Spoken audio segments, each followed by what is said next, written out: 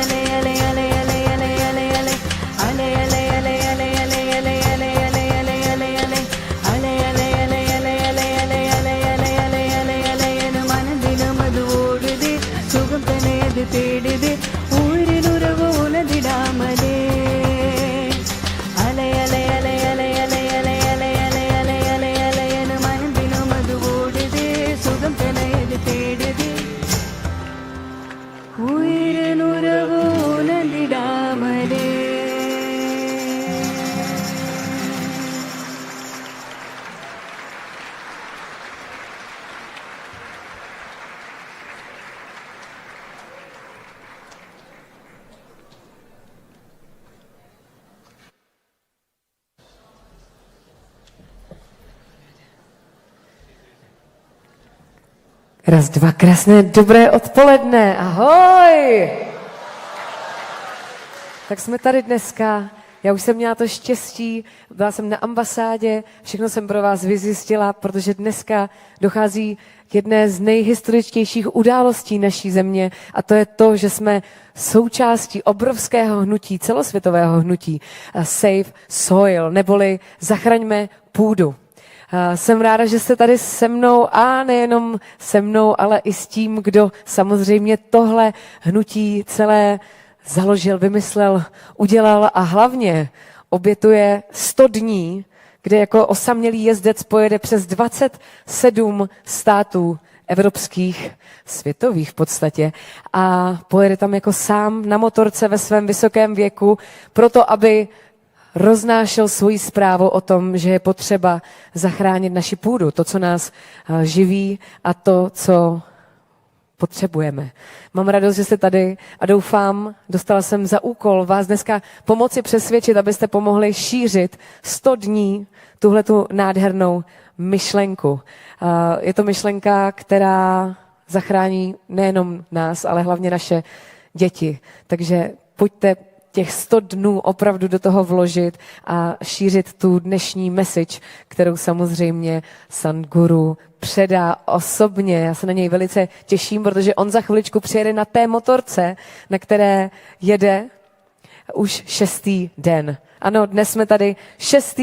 den a má před sebou ještě dost 1000 kilometrů z těch 30 000 kilometrů. A co je asi nejdůležitější je, že dnešní den je volání ke shromáždění, protože demokracie, jak říká Sadhguru a říkal to dnes i na ambasádě, je silná jenom v případě, pokud má velký počet lidí, kteří šíří nějakou myšlenku a snaží se, aby se prosadila a bez vás se to nepodaří. Protože samozřejmě peníze vždy hrají větší moc než zájmy lidí. Takže váš hlas je to důležité. Tak doufám, že vás dneska nejenom já, ale i dnešní hosté přesvědčí k tomu, abyste pomohli tomu nádhernému, opravdu ze srdce vymyšlenému hnutí.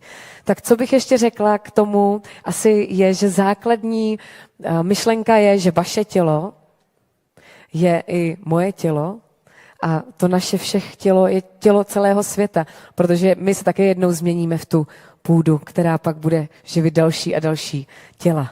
Je to opravdu na generace. No jsme v 21. století, tak doufejme, že se to pohne k lepšímu. My si dneska pustíme video, které uvidíte, jak celosvětové hnutí to je. Kdo všechno už tuhletu akci podpořil? Jsou to nejenom světové politické špičky, ale jsou to také umělecké špičky, protože i umělci pomáhají šířit tuhletu úžasnou zprávu o tom, že se dějí velké změny ve světě. Step in. Jdeme na to? Já viděla video z Německa, tak doufám, že se tady taky takováhle energie utvoří, kterou vytvořili v Německu, protože v Německu to opravdu podpořili a všichni byli stejně jako naši hosté. Já bych tady dneska chtěla samozřejmě přivítat v první řadě hosty vědce, jako třeba Honza Rak je tady s námi. Ahoj Honzo, ahoj, krásný dobrý odpoledne.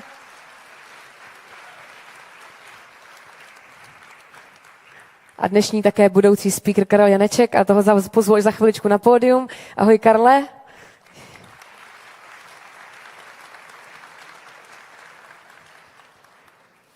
Tak já myslím, že čas asi na to video už právě teď, protože já už těch slov řekla mnoho a ještě toho bude mnoho a mnohem důležitějšího řečeno, tak si pojďme pustit první video.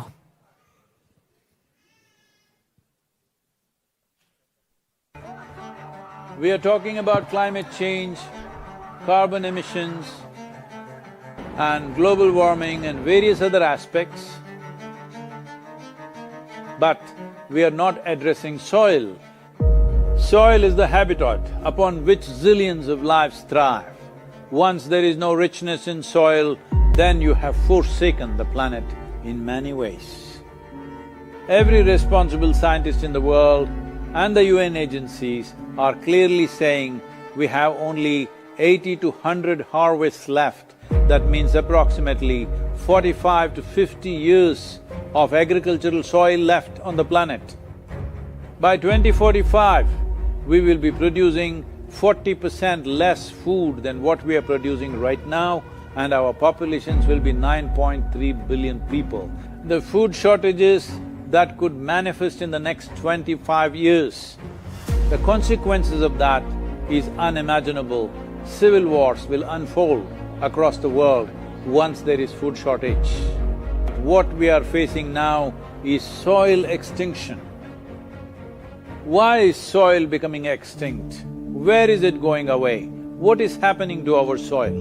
We must understand, if you add organic content to sand, sand will turn into soil. If you remove all organic content from the soil, soil will become sand. In normal agricultural soil, the minimum organic content should be between 3 to 6%. The most minimum is 3%. At least this minimum to keep the soil alive, to keep the soil as living soil is a must. Agricultural soils across the world, the depletion is so heavy. In most countries, more than 50% of the topsoil is already gone in the last 100 years. The nutrient levels have dropped significantly. The level of micronutrients you would get from your food in early 20th century to what you are getting from the same food now has dropped 90%. If you ate one orange in 1920s, what you got from it, now in 2020, if you have to get the same, you will have to eat 8 oranges. This is what we have done to our food. Soil is the biggest ecosystem on the planet, and so few people know anything about it.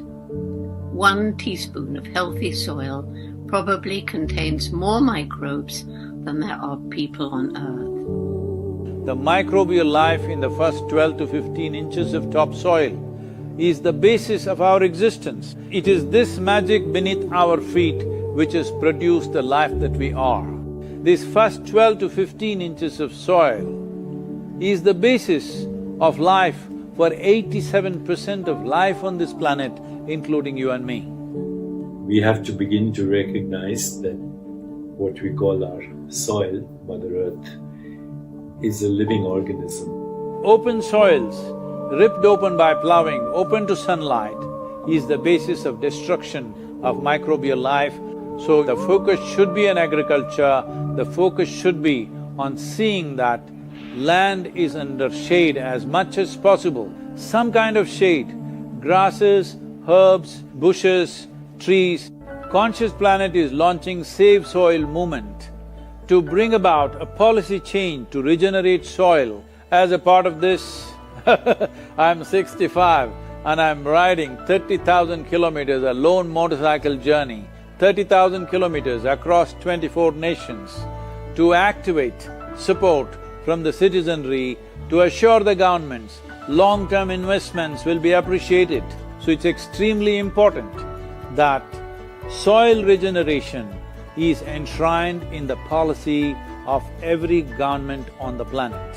We must change the narrative on the planet that soil is a wealth, a legacy we have received from previous generations, and we have to pass it on as living soil for future generations. We are in a cusp of time. If you do the right things now, in the next 15 to 25 years, we can significantly turn this situation around and regenerate the soil.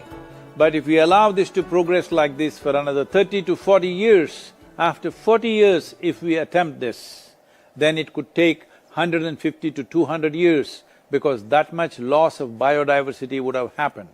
From 21st of March for 100 days, the whole world, every human being on the planet should talk soil.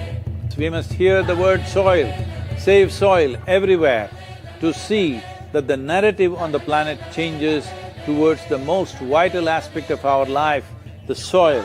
Each one of you should reach as many people as you can to make this happen. Many global leaders and influencers are already participating in the movement.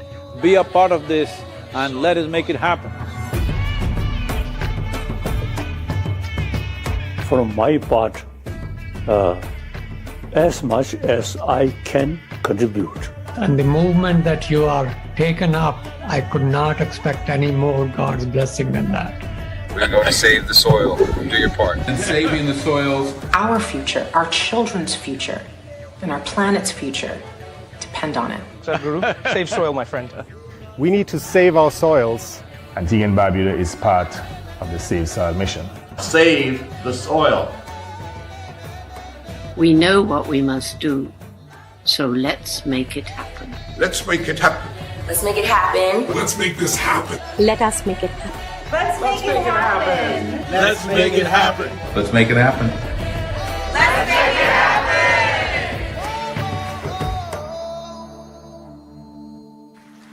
Woo! Otázka zní, jsme se Sadhgurem? On je tu pro nás, tak buďme tady pro něj i my. 100 dní ve věku 65 let pojede 30 000 kilometrů. Začínal 21. března v Londýně a dále pokračoval do Holandska, Německa a dnes večer bude tady v Praze, kam opravdu přijel na té motorce a přímo sem na té motorce přijede. Slovo, které Sadhguru rád zdůrazňuje, je slovo generace. A silná generace vzniká tak, že se navzájem lidé inspirují a šíří navzájem svoje myšlenky. Tak prosím, šiřte, já to budu pořád dneska připomínat. Vyvoďte si pak ten plakát a prosím vás, zazdílejte to a tak dále, protože je to důležité, aby to věděli i naši ministři skrz naše sociální sítě, že stojíme za tímto nádherným hnutím. No a teď mým úkolem je naučit vás kus hymny. Kus hymny, která byla vytvořena přímo pro tohle hnutí. Ta hymna se jmenuje Body Soil. A jak už jsem to dneska řekla, my body, moje tělo, your body, tvoje tělo, everybody is soil body. Jo? Tak to zkusíme, já řeknu my, a vy řeknete body, jo? Zkusíme my. Výborně. Your. Everybody is soil. Tak to bude. Takže na konci bude hymna. Až to tam uslyšíte, tak se tam přidejte. Natáčí vás tady kamera, tak ať je vidět, že jsme na tom líp než v Londýně a tak. Zkusíme to potom. Každopádně, já už myslím, že jsem všechno, co potřebné řekla a zajímalo by mě, co řeknete na cestu, kterou dokázal Sadhguru s tímto hnutím už po ostrovech, karibských ostrovech. Tam navštívil mnoho politiků a dokonce podepsal mnoho dohod. Tak asi se na tu cestu podíváme na video, abyste viděli, co už opravdu za několik let Sadhguru dokázal s tímto hnutím. Další video.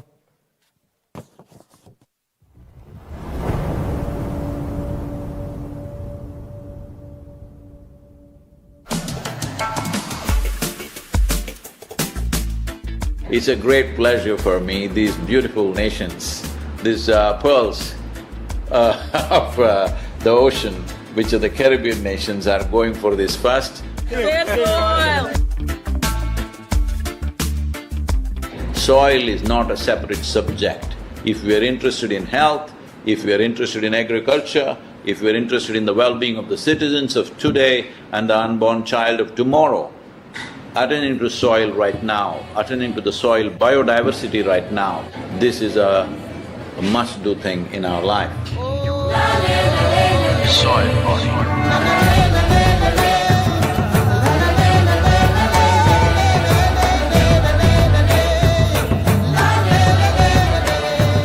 The only thing that we hated about you were you were on the opposite side. Always. But otherwise, we couldn't help loving you.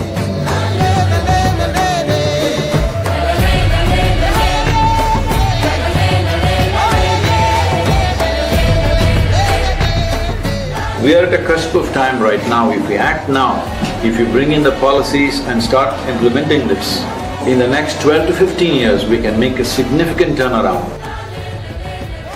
So this memorandum of understanding that we are signing, it will also bring some technical assistance to the Caribbean region.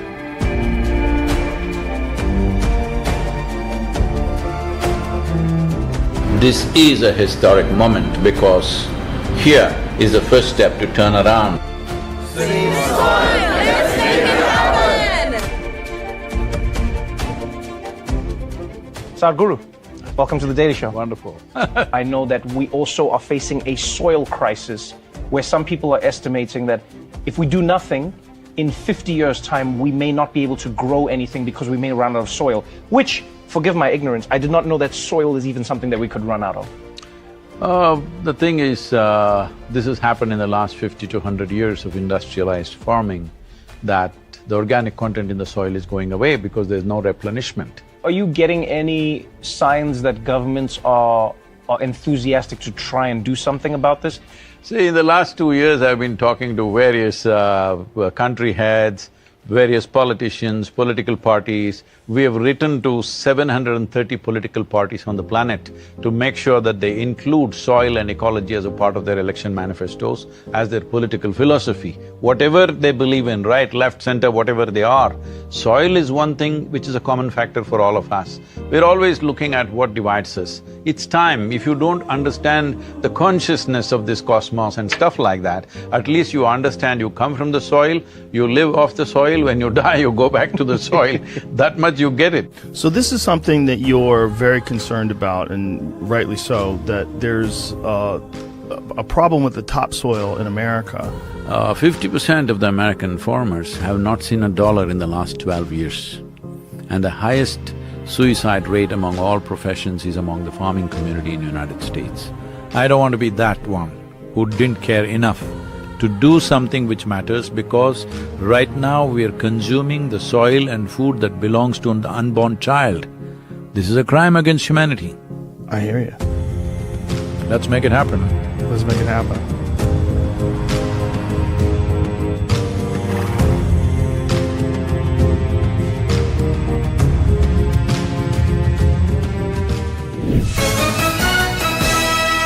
His spiritualist techniques have gained him a following of millions, and we welcome Sadhguru. Good morning to you. In the first 15 to 18 inches of the soil, you are a consequence of that. Yeah. Even now, over 60% of your body is actually microbial life, only 40% is of parental genetics. So, ignoring that, thinking you can destroy the soil and live happily upon this planet is just a pipe dream, it's not going to work.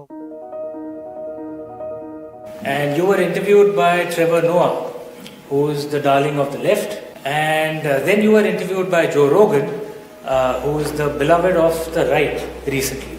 So is it Sadhguru who unites the left and the right, or the very important issue of…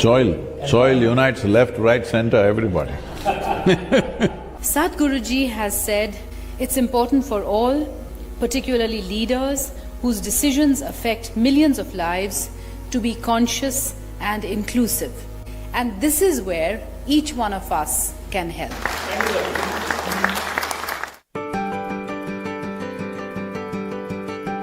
How are we going to make farming more respectable and more profitable as well? When I go to the farmer, we are only talking economics.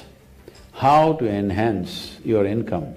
And if you want next generation to go for agriculture, this is the only solution. That he must make more money than a lawyer or a doctor or a IT professional. Wish you a very successful, joyful, exhilarating journey. I will take care of the acceleration and joy myself. Yeah. What I need is, next 100 days from 21st of March, we want the whole world to talk about soil.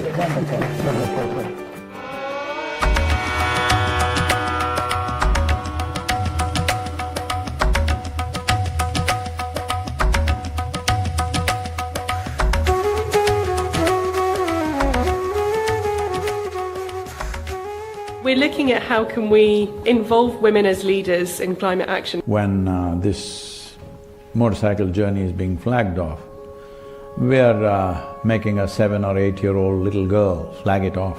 Unfortunately, adults have come to this place where if I see him, I will see what country he belongs to, what race is he, what religion is he, what caste is he, what creed is he, all this nonsense. But when they see a child, a girl child, I believe people's hearts will become a little more tender. If you want to say, I love you to your child, you must just say save soil, because it is a more committed way of saying I love you. Sadhguru's gift of making a systemic issue so personal to each and one of us of this room, and the generational responsibility so relevant for everyone. You know, it's shocking and unnerving. We need to take this up and save the soil and act more sensibly and responsibly. It's an extraordinary campaign. It echoes what we in the Commonwealth have been aspiring to do for a number of years.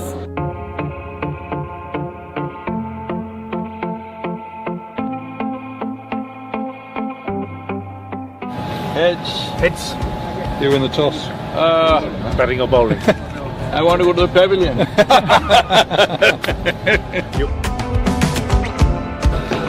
Catch me with wave. Did you hear it? Take a picture next to Kapil.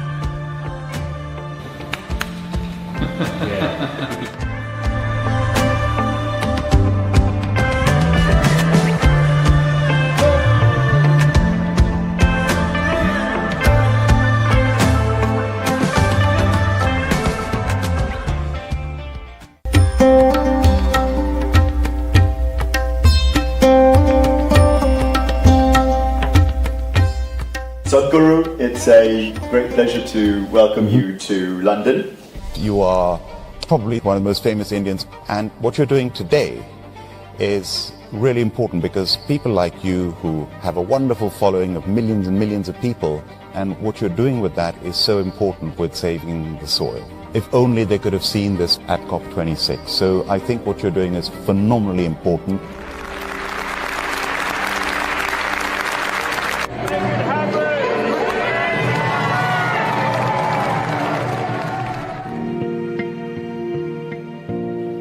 In the last 20 years, over 300,000 farmers have committed suicide.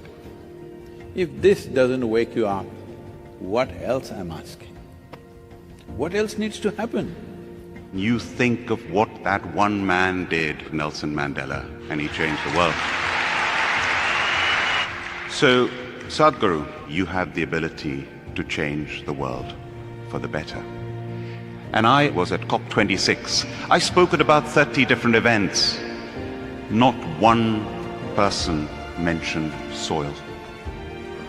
No one.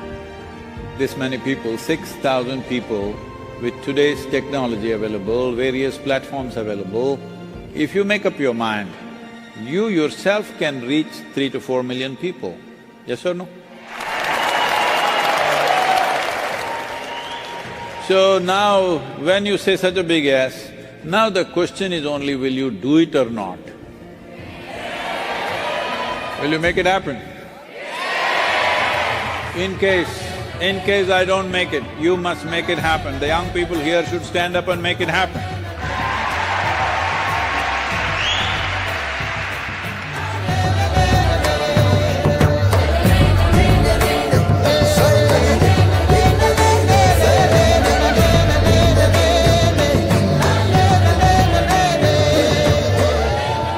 It's not about the motorcycle, it's not about the journey, it's not about the song, it is about moving people on the planet.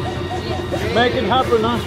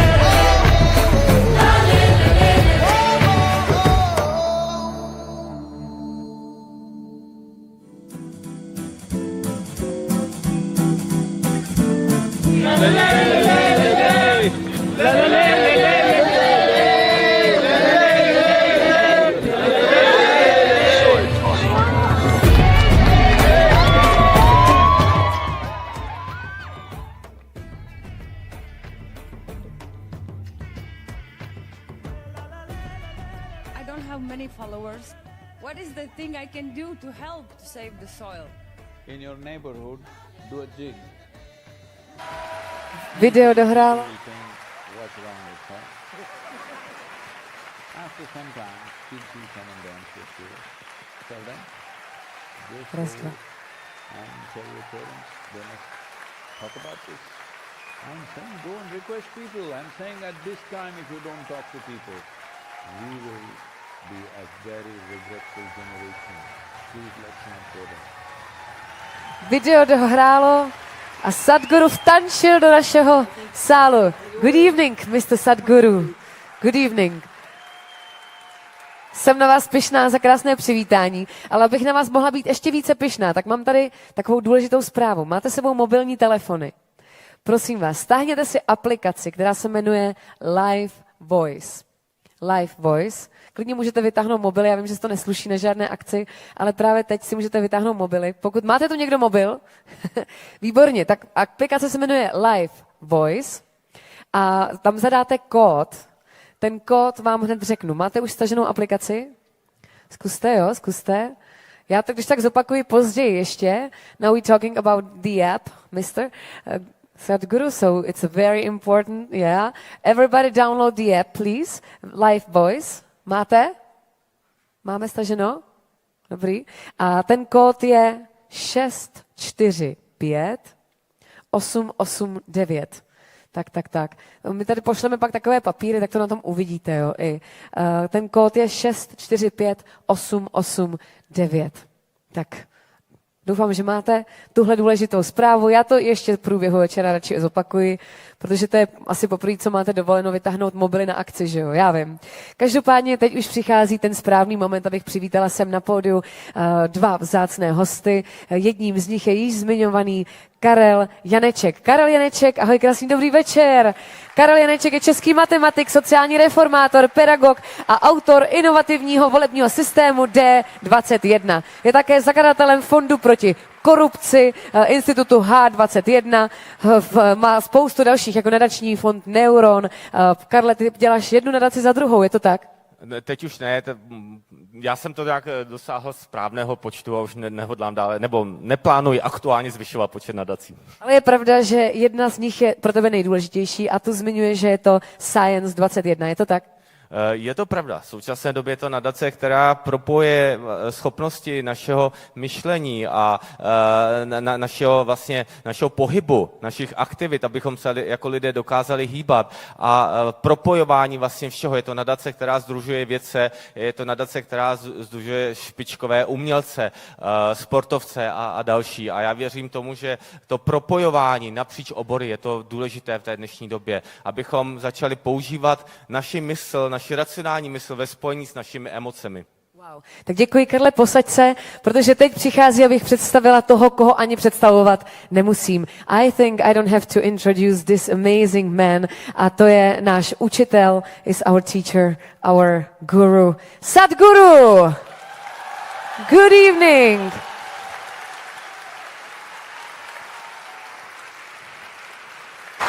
Now it's just yours.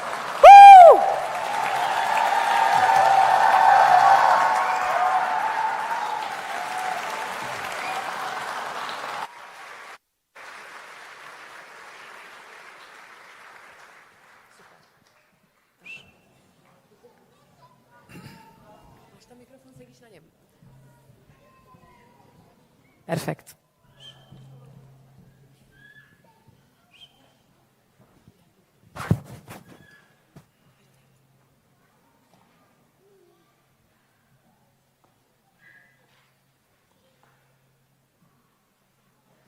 Kalo na janati tava jananam, Kalo na janati tava samapanam, Drushto maya tava mahakaraha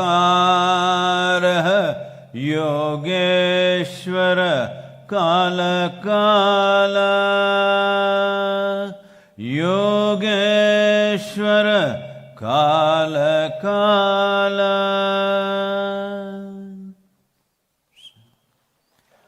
Namaskaram, good evening to all of you.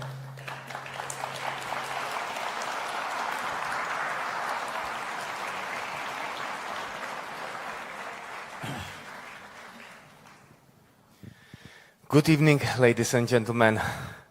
I am so happy to welcome Sadhguru here in Prague on his beautiful voyage, on his beautiful journey, on his motorcycle, which is so admirable. Let me express my greatest admiration to you for your energy, for your projects, for your ideas, You are quite a remarkable and for young the man activities. This is absolutely amazing. And I believe that we are now on the crossroads of human history.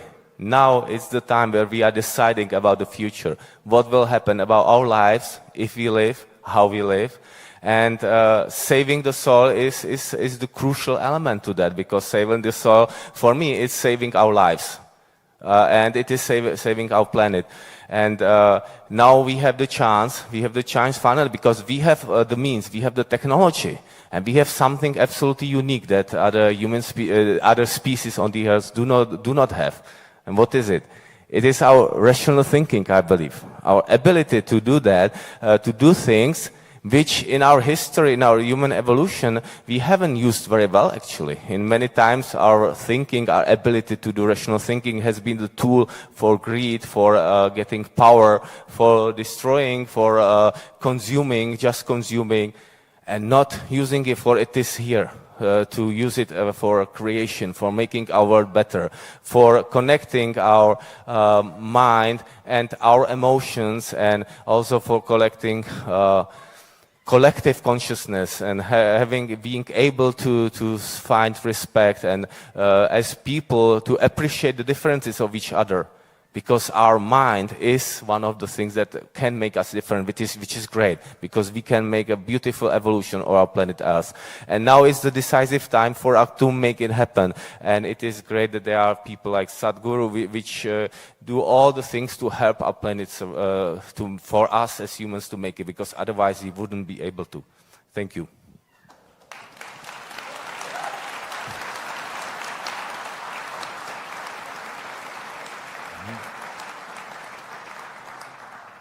You are quite a remarkable young man yourself.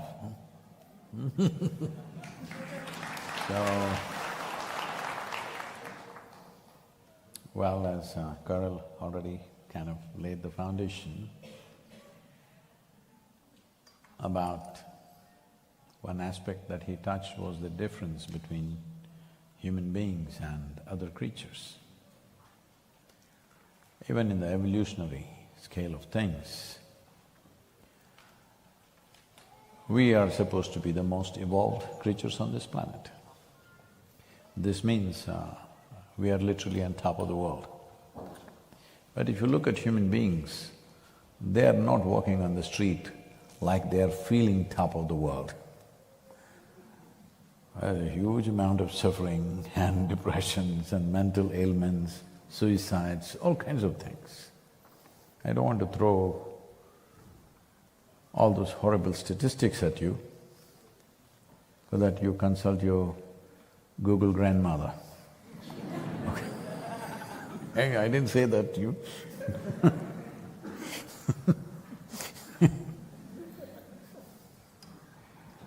So, what is it? What is human problem? Human problem is this, that compared to a chimpanzee, you are only, in terms of DNA, you're only 1.23% away from a chimpanzee. 1.23%, not much of a percentage, isn't it? Not much of a percentage. This is how close we are physiologically to a chimpanzee.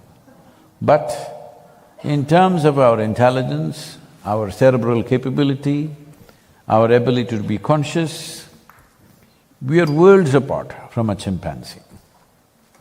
So this tremendous gift that we have the most complex cerebral system on this planet, this has become a problem for most human beings. There are a variety of sufferings. I don't know to what extent you are exposed to human suffering apart from your own. Every day I'm meeting thousands of people. You won't believe how many varieties of suffering people have invented. It's unbelievable. Physical pain, if it comes, that's different. Either because of injury or disease, physical pain comes, that can be dealt with in some way. 90%, I'm just being nice to you, actually it's 98%.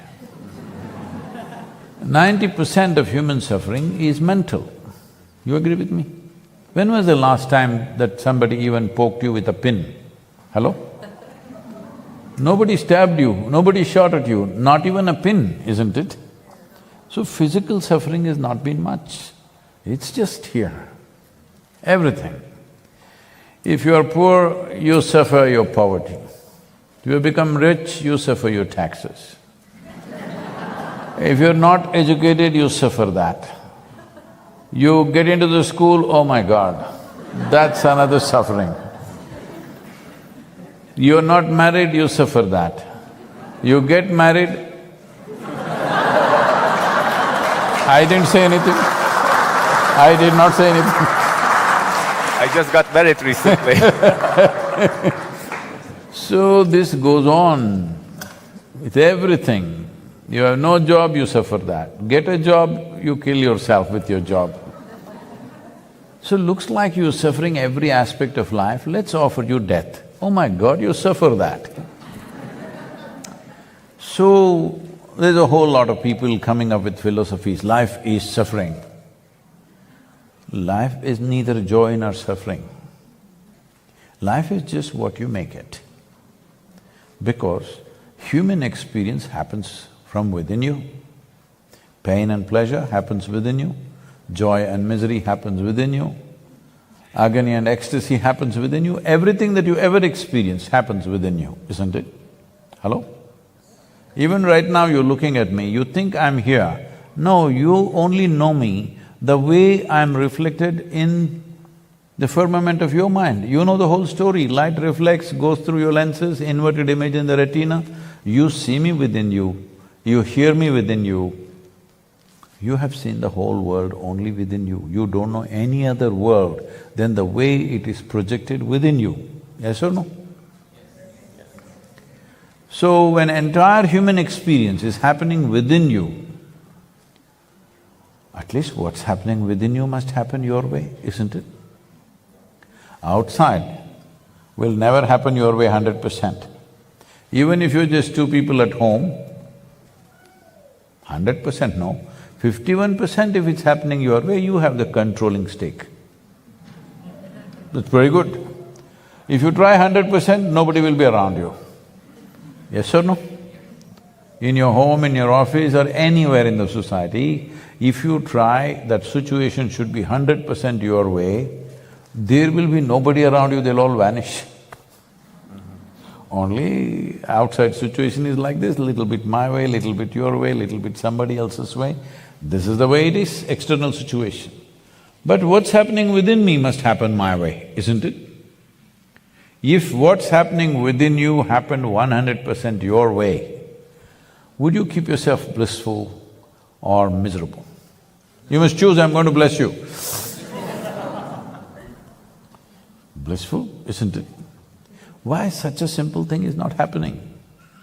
Simply because you have a body, you have a physiology which is just 1.23% away from a chimpanzee. But you have an intelligence which is 1,000 points away from a chimpanzee. Now you don't have a stable enough body to handle this, you don't have a stable enough platform to manage this intelligence. Whatever you do, it pokes you.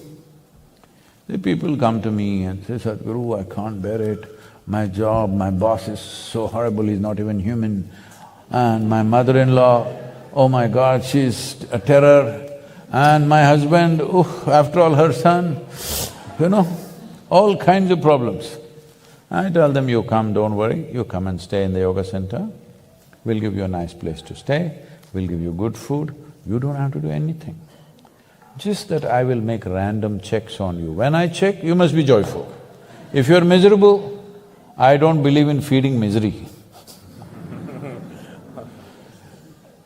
So 24 hours you leave them alone in their room, oh, in how many ways they'll twist themselves. When you're alone, if you're miserable, you're obviously in bad company, isn't it? Hello? See, you're with me and if you're miserable, you can always blame me, it's because of Sadhguru I'm miserable. You're alone and you're miserable, what? So this is the problem, that an intelligence which needs a conscious approach is still functioning instinctively and unconsciously, in reaction to everything, like a chimpanzee. Chimpanzee is okay, because his intelligence is only that much, he can do what he wants. He won't cause much damage. But once you have risen to this level of intelligence and competence, you are supposed to function consciously. Otherwise, you will be a disaster. This is the disaster that is unfolding on the planet. Whatever has happened here in terms of ecological damage, environmental damages, is not because of some evil design. One evil man is causing ecological disaster. There's no such thing, though we always like to find such a man. The simple thing is, everybody is in pursuit of happiness, pursuit of well-being. Are you? Yes. Everybody in pursuit of happiness. Now, there was a potato farmer. You heard of him? No. There was a potato farmer, one day he wanted to eat apples.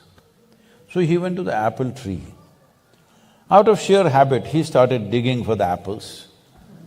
When he didn't find any, he got very furious and really started digging. Then the tree came down on him. This is the case of humanity on the planet right now. You think when you were a child, you found a lollipop and it made you so happy. You remember the taste? I can get the taste back in my mouth. Lollipop made you so happy. Now you thought there are many lollipops in the entire world and you went on getting it. Lollipop has turned bitter in your mouth. Because it's not the lollipop which made you happy, it is the tongue which made you happy. Hello? Yes or no? If you didn't have a sensitive tongue, you put the lollipop, it's as good as a stick. Yes or no? So, your experience is happening from within you, but you are trying to get it from outside. This is destroying the world. And we have taken it this far, where it's come to a point now we are talking about soil extinction. We've talked about dinosaurs going extinct, dodos going extinct, but we have the footprint of a dinosaur and the brain of a dodo right now, behaving like dodos. But dinosaurus kind of footprint, this is not a good combination. That is what is happening right now, no evil design. Now, everybody says, okay, who did it? Let's hit the oil companies, let's hit the coal company, let us hit the automobile company. No, all of us are partners in this, every one of us. Right now when we sit here, these lights are on, something is burning somewhere, isn't it, to keep these lights on? Hello? All of us are partners in this destruction, knowingly or unknowingly we have done it. If all of us partner in reversing the process, it can also be done. I'm just asking, will you? Yes. Only 3 people.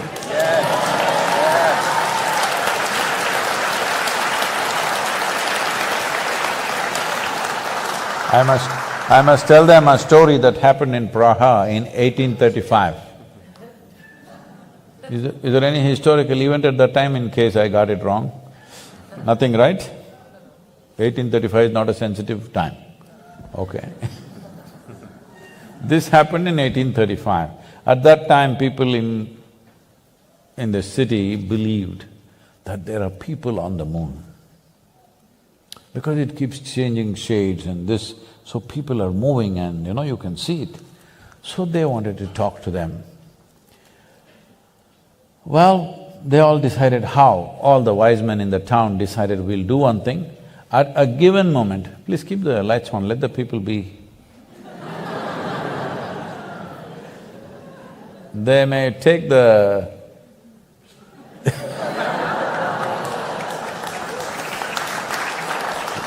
They got it. So, the wise men in this city decided, let's all get on our rooftop at a given moment and all of us in one voice, we'll ask, who?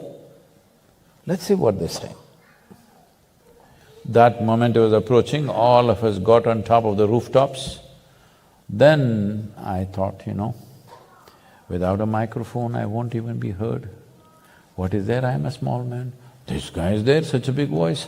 That guy is there. Oh, she is there. Such big voices. What is me? I'm nothing. This is a special moment where everybody is going to utter one word at a given moment. So I thought, let me see. Anyway, I'm a small fellow, what's the use? So I just kept quiet. That moment came and it passed in utter silence. You didn't get it? Got it? That's what happened just now when I asked, will you do it? Please.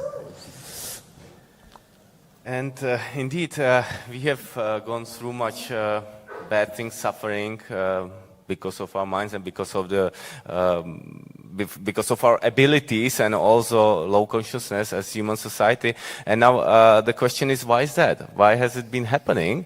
Perhaps it is good for our evolution. It might be good for us to learn the entire scope of our mind, what we can get to, or the negative things, in order to be able to reach the upper potential of what we can create. See, this moment I'm going to abuse you, okay? Very bad abuse I'll do, but I'll do in a language that you don't understand. I'll use one of the Indian languages, but I'll abuse you with a smile on my face. Do you have any problem? Absolutely no. No. Because you don't understand, so you respond differently. So I want you to know, the abuse doesn't hurt you. It is the way you react which hurts you, right? If I do it in English or in Czech, then you will react. It's your reaction which hurts you, not the abuse. Abuse is not a bullet. Hello? Yes. So like this, the problem is, people are in a state of reaction, compulsive reaction, rather than being in a conscious response. Once you're a compulsive reaction, whatever you react to, you become enslaved to that. So in this enslavement, they suffer, reacting, series of reactions, because your art, music, television shows, cinema, everybody is showing, more emotionally dramatic you are, the more of a star you are. If you are really something, you must pick up these things and throw. Do you handle your emotions like this at your home, that you take plates and vessels and throw it into the wall? You still doing that? But almost every movie, this is how they handle. Otherwise, a hero means he must go and punch somebody in the face. Hello? Otherwise, he's not a hero. If he does this, he's not a hero. He has to punch somebody in the face. So we've created these images, these role models, that if you are of some worth, you must be doing something violent. Either emotionally or physically, you must do something violent. So people are doing this, not to the extent it's shown in the movie, but they're doing it and suffering it. First of all, the first violence is towards yourself. See, if I ask you a simple question, do you want your mind to be sharp or blunt? You must choose, I'm going to bless you. Those who did not choose. So, it is sharp means, whoa, whoa, whoa, whoa, whoa, can go, no problem. There's no traffic, you can go. So, if essentially your mind is a sharp instrument, that means it is a cutting instrument. If you want to dissect something, it's a very good thing. But how many things can you know by dissection? See, I really want to know you. Shall I dissect you? Like how you did in your high school, you wanted to know the frog, so you opened it up when it's alive. I'm saying if I dissect you, I may find your heart, liver, kidney, something else. But will I know you this way? If I embrace you, if I include you, I may know something about you. If I cut you up, will I know you? Material aspects of life you can dissect and know. So whether you use a scalpel or the scalpel of your mind, you are only doing dissection. All you will do is leave the world tattered. Right now, like how the modern fashions are, it looks like they are stitching with a knife. You know, all the… And when we use our reaction, intuitive, spontaneous emotional reactions, it can cause, as you mentioned, it can be the cause of troubleness, but it can also be very positive.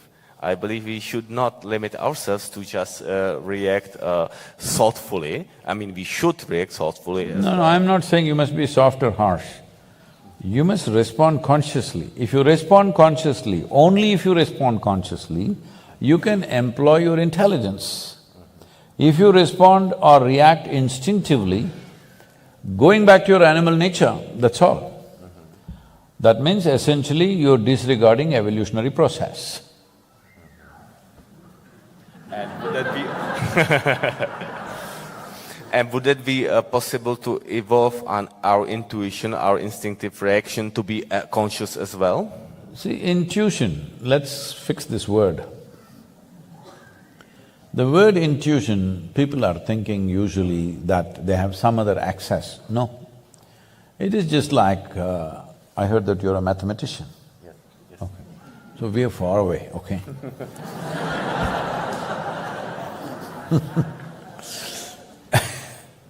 But there is no way you can explore mysticism without mathematics. Not mathematics as you know, adding numbers on this, but mathematics as creation is. See, mathematics is a relevant subject only because in some way it imitates or it is sort of a blueprint of physical creation. So, both mysticism and music have enormous mathematics in it. Maybe people will just know only the melody, they do not know the math of it, but there is a whole mathematics to it. Mysticism is also like that. So suppose to go through a certain mathematical process, let's say there are 10 steps. You go through the 10 steps. But there may be somebody who will not go through the 10 steps, they just jump to the 10th step. That's intuition. It is just a different level of computing, not a different level of perception. It is hugely misunderstood. Because they compute differently, it looks magical. This happened to me. Well, when I was probably 13 at that time, 13 or 14 maybe, 13, because I know the class in which I was. For the first time, somebody brought a calculator. Those days in India, only Sony and Panasonic calculators came. This big, tabletop tuk-tuk kind of thing. Then somebody brings this, we have never seen this before, and say, look at this, 1836 into 18,300 and whatever, boom, we press it, the answer came. I felt really insulted. If this is how it is, why the hell are they grinding me in the mathematics class every day?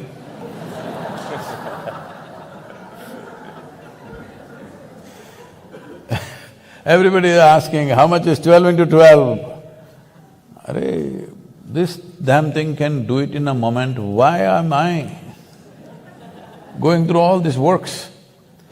So at that time I dreamt, suppose like this, for every stupid question they're asking me in the school, if there was a machine, how simple it would be. At last in this generation, that machine is coming true. I dreamt of it when I was 13. But too late, for me. Well, it might be one of the future paths that we might have internet in our direct access, calculator and things like that. It is, I believe it is already becoming technically feasible to be able to connect in that sense to, but what I consider extremely important, that all the technologies, all these abilities are our tools. and we never must be the slaves of these. No, we will become the tool, that's the problem. That we must not, I believe, yes. Must not is a good intention, but how do you get there? See, we need to understand, we need to differentiate between these two. There is information and there is consciousness. These are two different things. Information means essentially memory. See, right now, you have a human body. Suppose… no, I don't want to take you as an example, I'll take somebody, okay? Thank you. I need a volunteer, a male volunteer, I can't talk to a woman like that.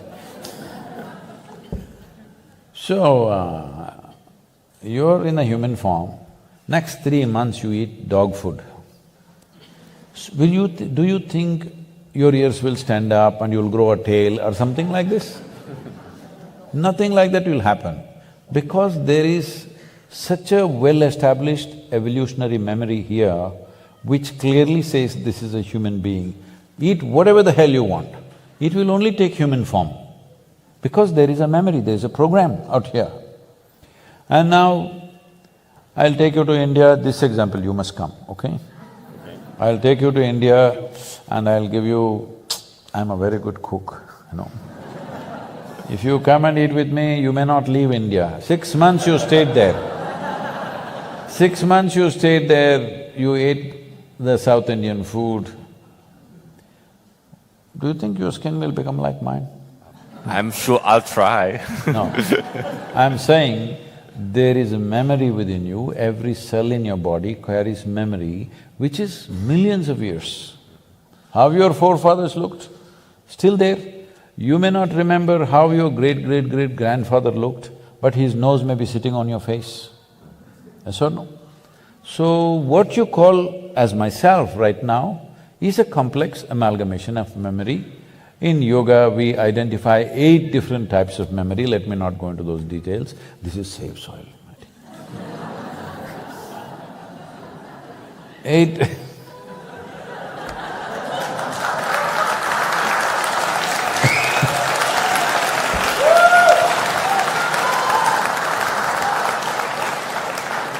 So, there is evolutionary, genetic, karmic, conscious, unconscious, articulate, inarticulate, memories like this.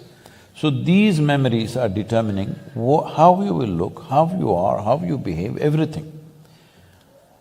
But what we are referring to as consciousness is, there is another dimension of intelligence within you which is unsullied by memory, which is not touched by memory.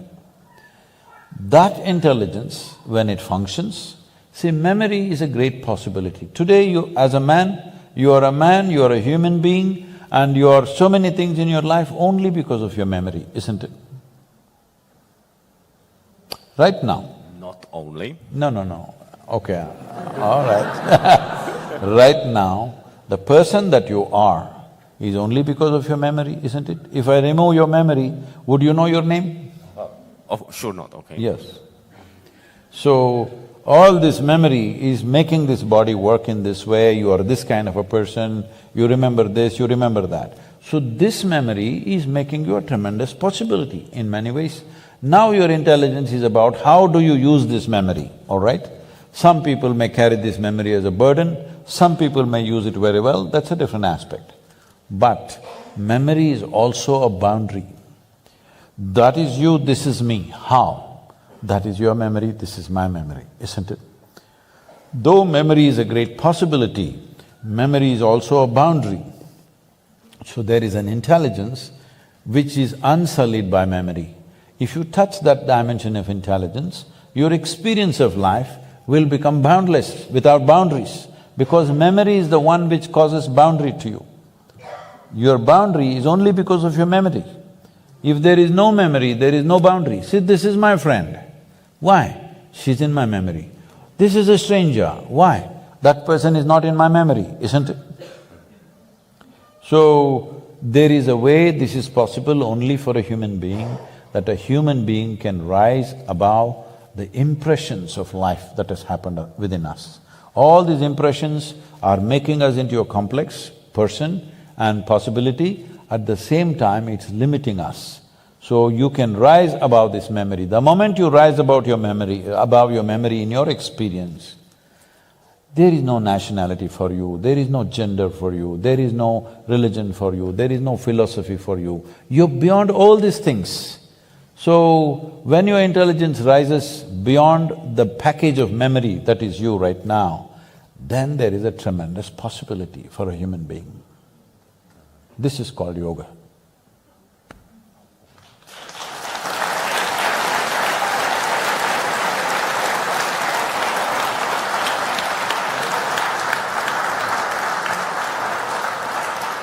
And perhaps we could add mathematics to it, our ability to expand our consciousness in a sense.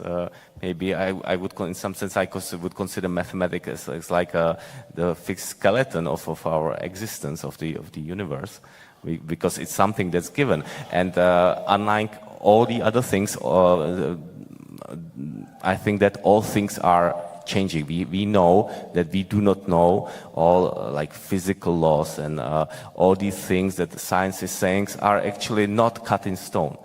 Those are approximations, those are something that we evaluate as best as we can, except perhaps mathematics. Highly prejudiced man.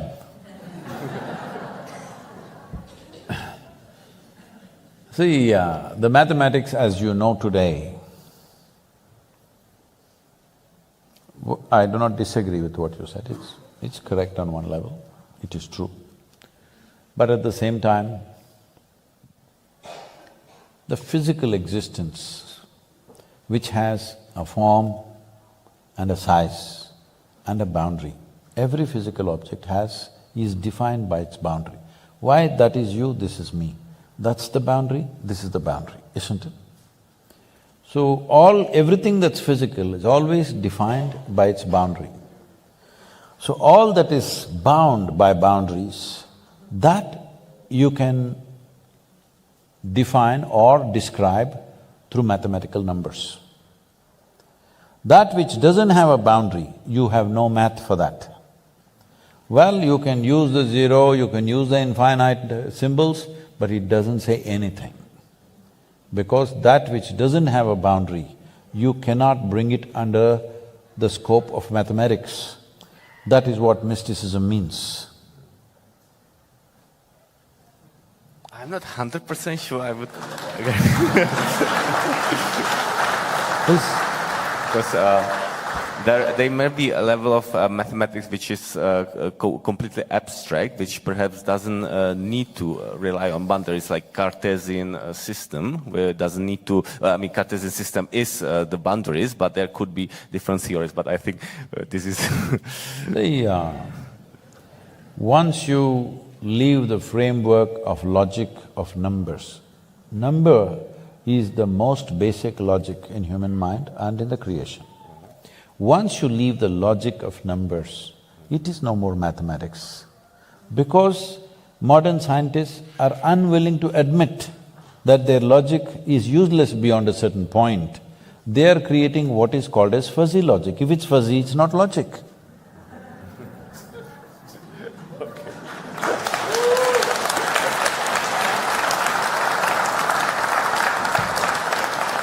So, now all this… see, for example, if you look up in the sky, because of the way our visual apparatus are made, if you look up in the sky, even a little child, if you make them look up in the sky, even if you don't tell them anything,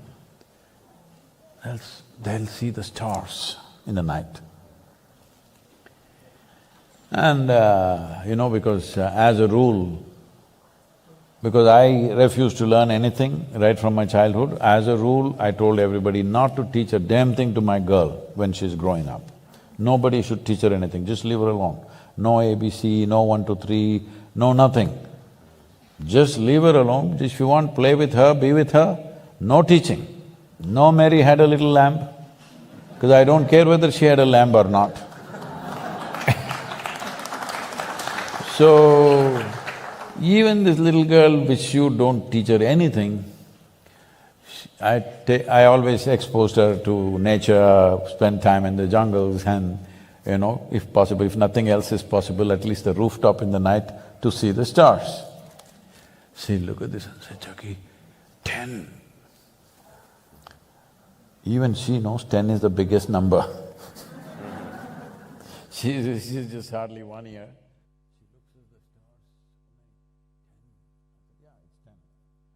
I am not somebody who will tell her, no, this is a billion. What does it matter?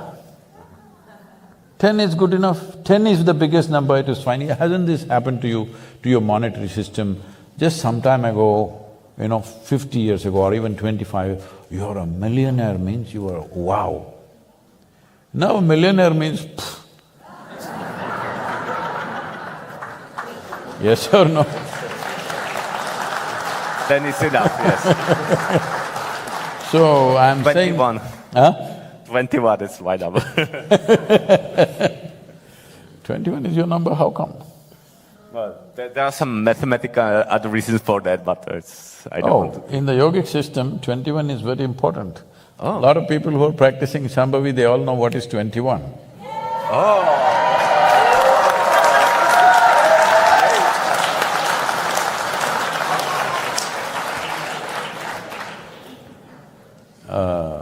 Anyway, it's a yogi called Aryabhata from India who invented the zero. Not by doing mathematics, by simply sitting like this, becoming absolutely empty. That could only be defined with a zero. Amazing. Please. Okay. Okay, talking about the numbers, I heard from you this amazing number, 27,000, which is… this is just enormous. This is the number of species that… going extinct per year. Maybe my question would be, how do we define species exactly? So You are the mathematician, tell me, in another 40 years, how many thousand species? Many, like close to a million, but… what is the total number of species? Yeah, we do not know. We do not… We know only 1% of the microbial life. The science today knows approximately 1%. That is also a guess. It may be even below that. It is trillions of them, okay? How many species, nobody knows. We've identified 1 million or 1.2 or something like this, but that is just 1%. It is too complex a life system. Soil is the most complex living system in the entire universe, not just on this planet. There is no other place in the known universe for us where there is that kind of a rich living system. And that we are ripping apart without any awareness about it. What I consider perhaps even symbolically, like a symbolic message that one of the most fertile, perhaps the most fertile soil on the earth is now in a country which is now in war, in Ukraine. What can we say about that? Or is it… based on my information, like the extremely fertile soil in Ukraine is up to 4 meters, the black soil, the most fertile soil on the earth. Yeah. So how do we… what do we do? See, the thing is this, when nations across the world, almost without exception, fortunately, Europe was not going that way after World War II, but now once again they're going that way. Almost every nation has invested enormous amount of money in building and stockpiling arms, armaments, bombs, missiles, smart bombs. I don't know how a bomb can be smart, it's the dumbest thing to do. It is the dumbest thing to do.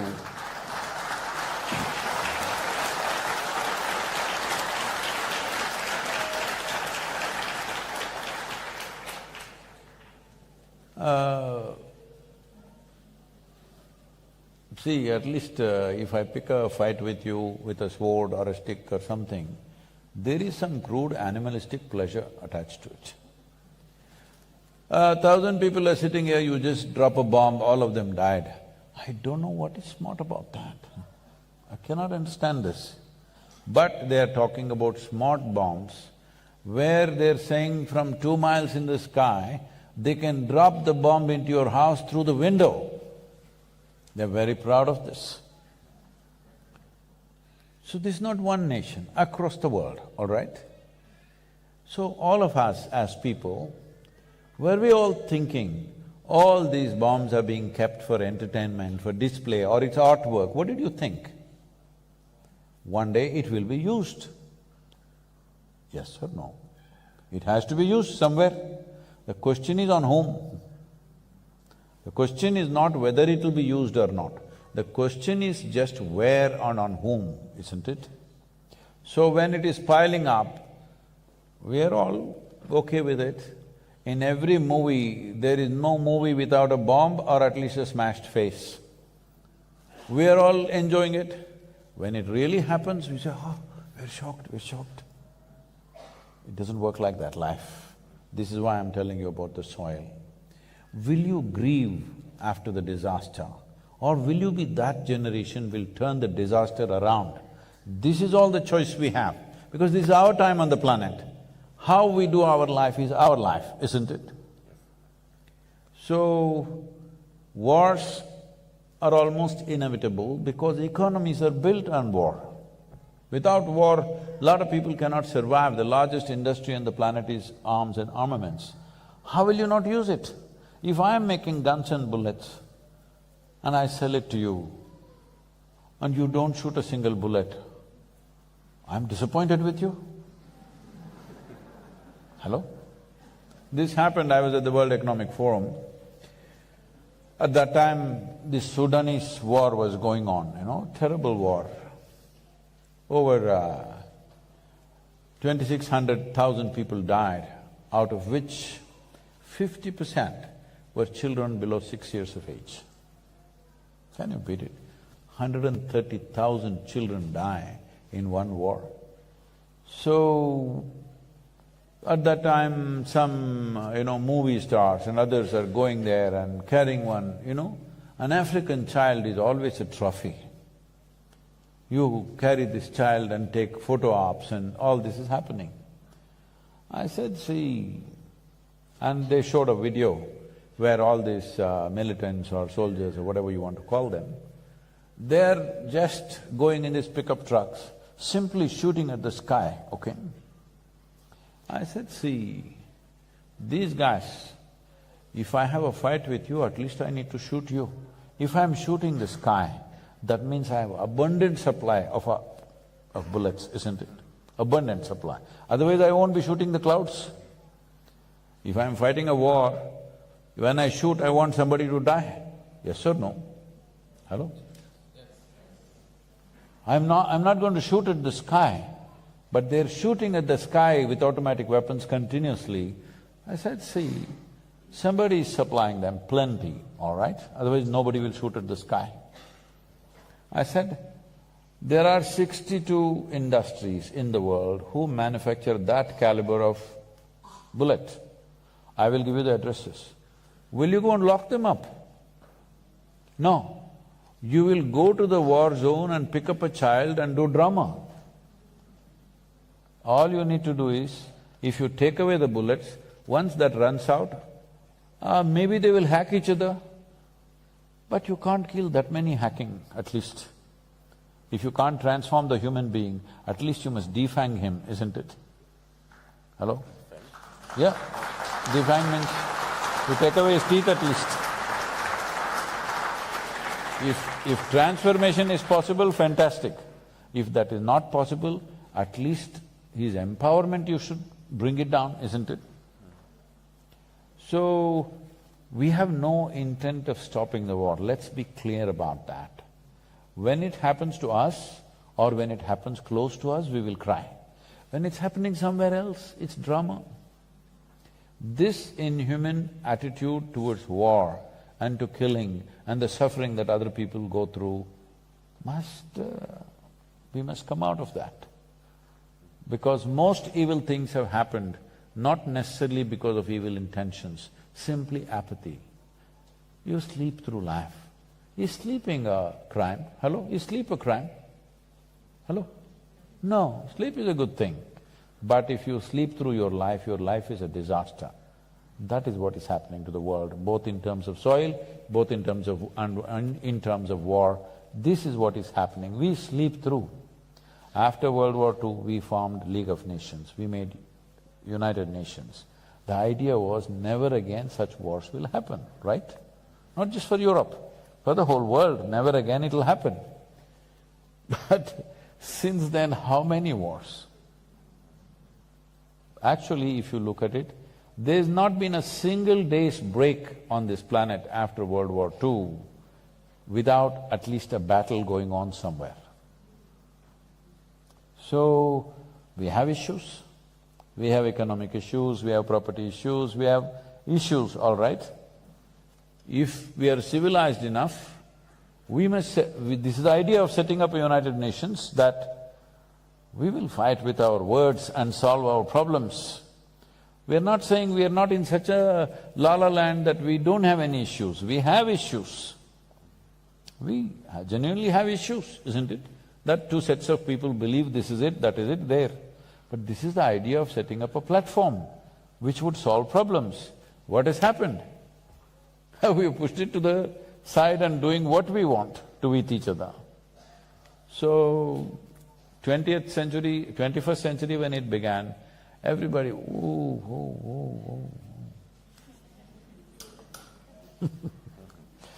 everybody said, this is 21st century, this is the age of information, this is technology, this, that, no wars. Tell me how many wars in 21st century? How many nations have been destroyed in 21st century? Many. Too many. Too many for 22 years, isn't it? So how do we wake up? See, these are things that you can't turn around overnight, but first thing is, within your hearts, your anger and hatred must go. I must tell you this. I used to attend a lot of world peace conferences at one time. For about 2 years, 2.5 years, I attended a lot of international conferences. Then I saw, for a whole lot of people, this conference hopping itself is a profession, they're making a living out of it. I'm the only idiot sitting there thinking we are working for world peace.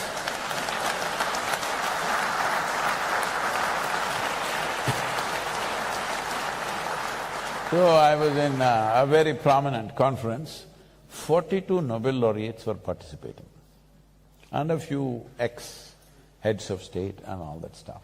Because when they're head of state, they will do war. After they retire, they will talk peace. This has been the way of the world. So, I was here and this is the third day afternoon. One particular Nobel laureate, it's his turn to speak and after that I'm speaking. So he came up and there is no… this podium is a little exposed, a proper big podium, you know, the wooden thing. So he went and stood behind that and he opened his file. He looked down, he never lifted up his head up. He read 42 pages. And I was sitting in the front row trying to grasp every word. I'm watching every page. 42 pages he flipped. Then I look around, the hall is absolutely peaceful. Because everybody, except the security and a few staff who are standing, everybody has fallen asleep. Then I thought, this is world peace for sure.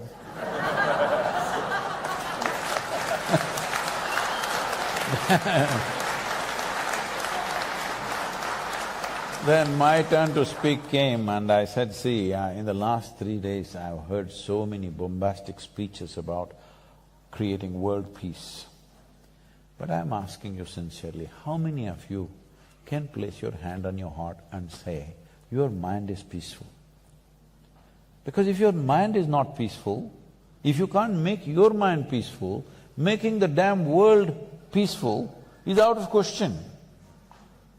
Because What you are seeing in the world is a larger manifestation of what's happening in human minds, isn't it? If there are no human beings on this planet, world is peaceful, isn't it?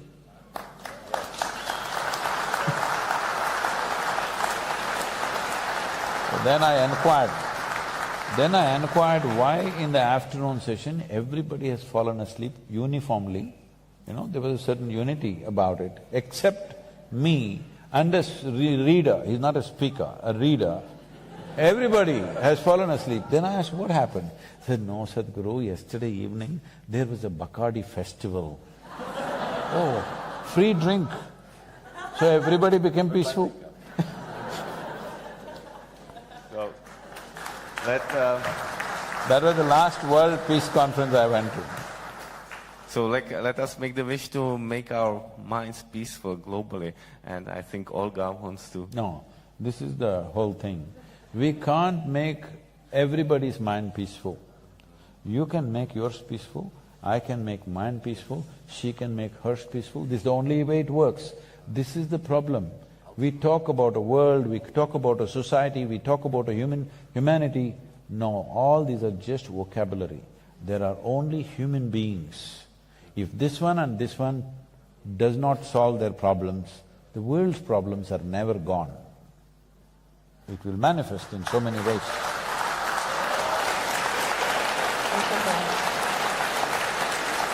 Děkuji pánům za sdílení jejich myšlenek. A teď přichází speciální moment na vaše otázky.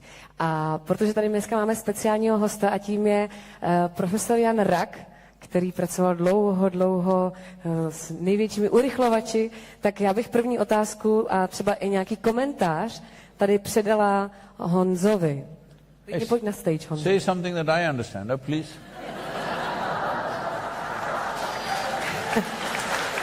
I forgot you don't have the app.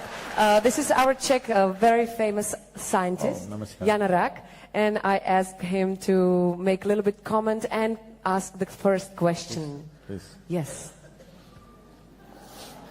Oh, thank you. It's a great honor to speak to you, to see you actually in face.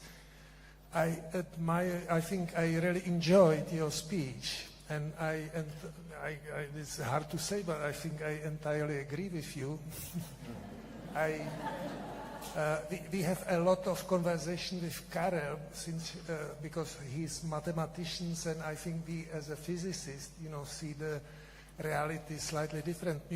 For me the biggest He's getting the numbers wrong. No. For me the biggest question is what is actually consciousness, and I think the way how to solve the problem. For me, the big inspiration. So if you can come up, sir, please, so people can see you. People can see you, that's all I'm saying. I think you can see me, right? So, the biggest inspiration is always that to solve a problem, you never can solve the problem in the same level where the problem comes from. You have to always to step back, kind of. That's why I love also the metaphysics, that you have to step back to leave the level where the problem arose and try to solve it from a different level, from the different perspective. And at the end, I believe that the way to solve all our problems come really to bring our own peace, our own mind into a peace. This is, I think, what I really like to emphasize, that's the very great thing. Anyway, I don't think I have a question.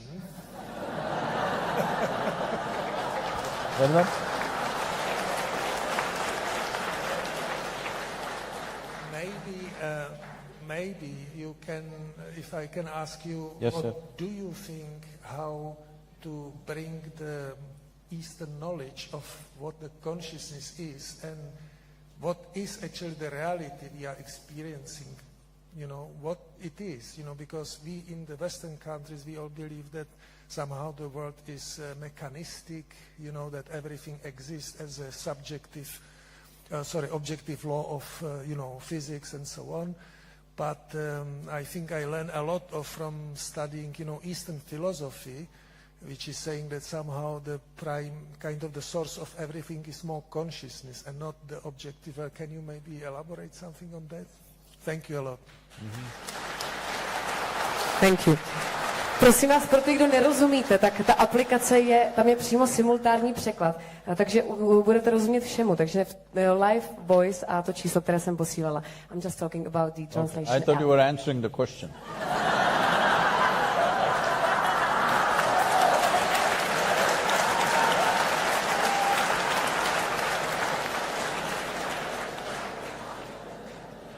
Because I always... Did you forget it? No. I can translate. So, no, I'm saying when I was in school, my homework was always done by my sisters. So, I thought... It's good. Clever man. Now, yeah, I just wanted to tell them about the app again, so they understand answers. So, sir, you used the word Eastern knowledge. When I say East and West, I would not like to look at it as geographically East and West. In terms of approach and attitude, there is a East and there is a West in the world. That Eastern person may be in the West, it's not necessarily geographically it is. But East and West represents, I understand what you mean by East and West, it represents a certain thing. So East does not come from knowledge. East comes from methods to enhance perception. Because accumulated knowledge is always looked down upon in the East. It may be useful, you can do things with it. Things means what? You will just survive better. See whether you earn… what are you? Your currency is euro. What is that? Czech? Crown. Czech crown. Okay. Oh, you don't have a euro yet? No. Oh, okay. So let us say if you earn 1,000,000 crowns, okay? If you earn 1,000,000 crowns, you think you are well-to-do in a given society. This accumulation enhances only your comfort and convenience levels. It doesn't enhance your life in any way. So this must be understood. Everything that you're calling as life right now is not about life, it is just accessories of life. You have a car, it's a convenience and an accessory, you get somewhere fast. Otherwise, if you walk, you may take 10 times or 100 times the time that you take. Or you have good clothes, well, it protects you, it makes you present yourself in a certain way. Or you have a phone, it gives you certain access. You have a good home, the comfort empowers you to do something better. But it will not enhance you because you can live in a palace and be absolutely miserable. You can sit on a pile of money and be absolutely miserable. Most successful people are carrying long faces, isn't it? Most of them, not all of them, fortunately. But a whole lot of successful people are dying of stress. Why? Because somebody comes to me, he's heading a multinational company internationally. He's based elsewhere, but he came to India to see me and he was in an extreme state of distress. He says, Sadhguru, this pressure I cannot take, like this, I'm just breaking down, what to do? I just looked at him and said, hey, look here. I said, let me bless you, may you be fired. He said, Sadhguru, what are you doing? I said, you're suffering your job so much. Get rid of it, learn to walk the beach at least. Somebody else will take it, maybe they will do it a little more joyfully than you. What is the point of this? No, my job, because it's a sought-after job. Even if you die, it's sought-after job. Well, today people are making little better decisions about their jobs and stuff, that's different. But you must understand that anything that you accumulate, including your body and your knowledge, can only create convenience and comfort. It will not enhance your life. It will enhance your life socially. If you have 10 crowns and somebody has nothing, you are enhanced socially. Essentially, this social enhancement means you are suffering other people's failures. You're enjoying other people's failures. See, right from kindergarten, you're doing this to your children maybe, you must be number one. What does this mean? All the other children must be below your child and he must enjoy their failures. It starts from there. So when you enjoy other people's failures, I don't call this joy, I call this sickness. I don't know what you call it.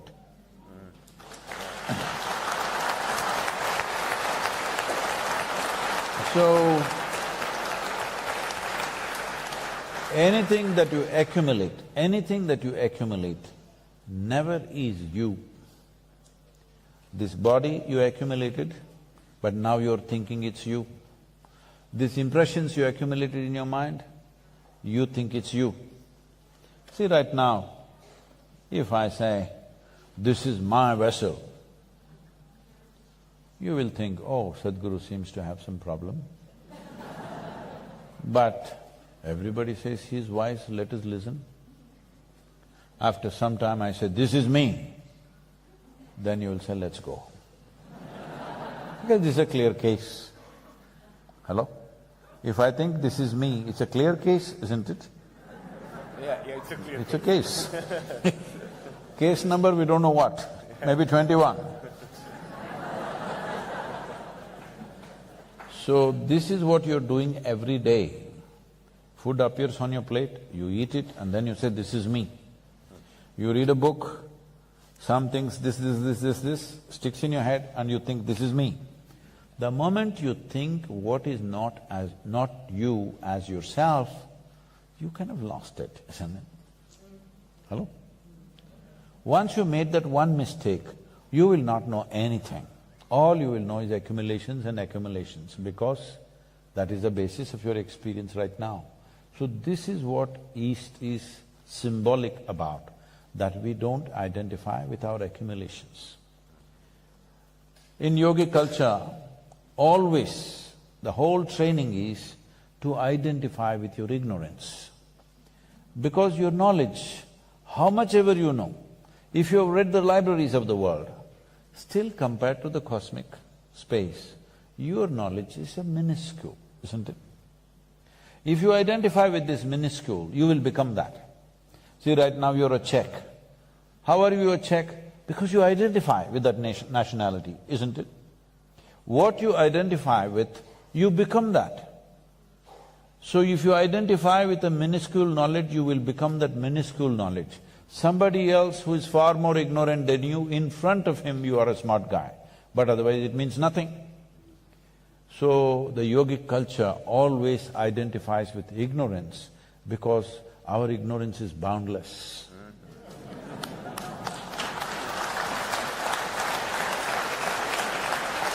So,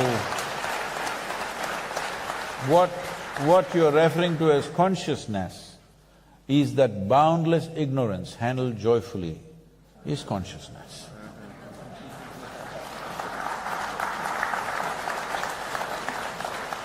Tak máme tady už nějakou další otázku od někoho z vás. Tak já tady mám s mikrofonem chodící stav. Vidím někde někoho s mikrofonem? With microphone? Do we have somebody? So, the man in a red? I can give you mine. So, Sadhguru, my name is Alex, thank you for coming. And so I do the Isha Kriya many mornings, so I see you and hear you a lot. And I was surprised that most people that I've talked to do the Isha Kriya, which is quite amazing. Can anyone raise their hand if they do the Isha Kriya? It's okay. Which is quite a lot. Question time. Yeah, so in my meditation sometimes I kind of arrived to an inner conclusion that we can really get to a point that we are thankful about even pain, because we are not even able to make one hair in a laboratory. So am I on the right track if I think that we can also be thankful for pain? This one hair cannot be made in the laboratory is a century-old thing you're talking. Now they can even make your nose, maybe your liver and kidney in a little bit of time, but that is not going to enhance your life. Instead of 2 kidneys, if you put 6. No, I'm saying we used to do 2 cylinders, now it's all 6, 8, 12 cylinders. So if you add, your life is not going to get enhanced. It is just that you may go to the bathroom more often, or you may not have to go. We don't know what happens. But I'm saying, whether you manufacture hair or nose or kidney, liver, heart or even your brain, your life will not be enhanced that way. When I say life, you're always thinking life means situation. No, what's happening here is life. Hello? Situations are there. Life situations are different, life is different. If there is a… I don't want to use you as an example, please sit down, please. See, suppose… have you ever seen a dead body, Alex? Yes. You've seen, you've been to some funeral. See, this guy is lying down like this. You show him 1 billion crowns, show him the biggest diamond in the world, show him the most beautiful woman in the world. He doesn't care a damn about anything, simply because life has been taken out. That's the only damn thing you have, that you're alive. How alive you are is the question. This related to this consciousness question. When you were in school, did you blow soap bubbles? Yes, when I was a kid. Was it big or… I don't remember. If it was big, you would have remembered.